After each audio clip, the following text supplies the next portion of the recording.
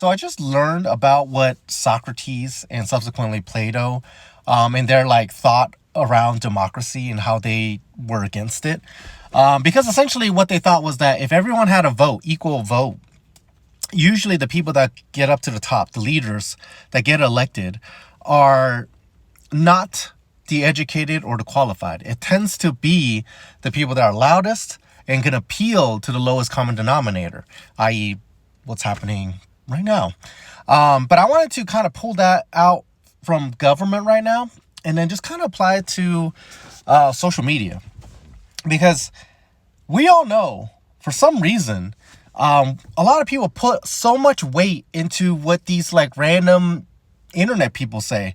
Like they are just good at doing like 30-second sound bites, and then playing on people's fears and stuff like that. And they're just like they tend to be really loud about things.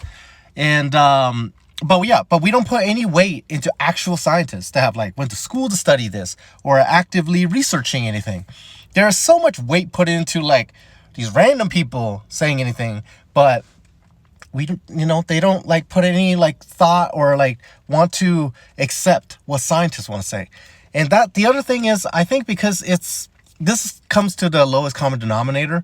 And the fact is, to be educated, and to just, know that to be able to critically think takes time and a lot of effort.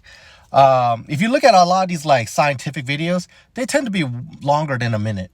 And especially now with our attention span even getting like smaller, it's hard to become educated.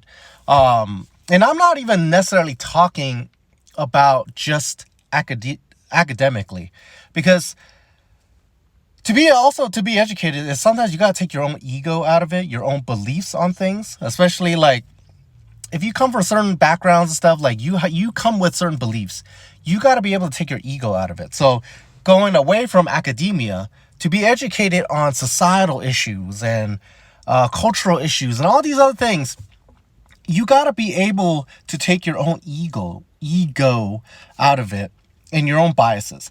That takes so much effort. Like this is something I struggle with too. Sometimes you hear things where you're like, that's wrong. What are you talking about?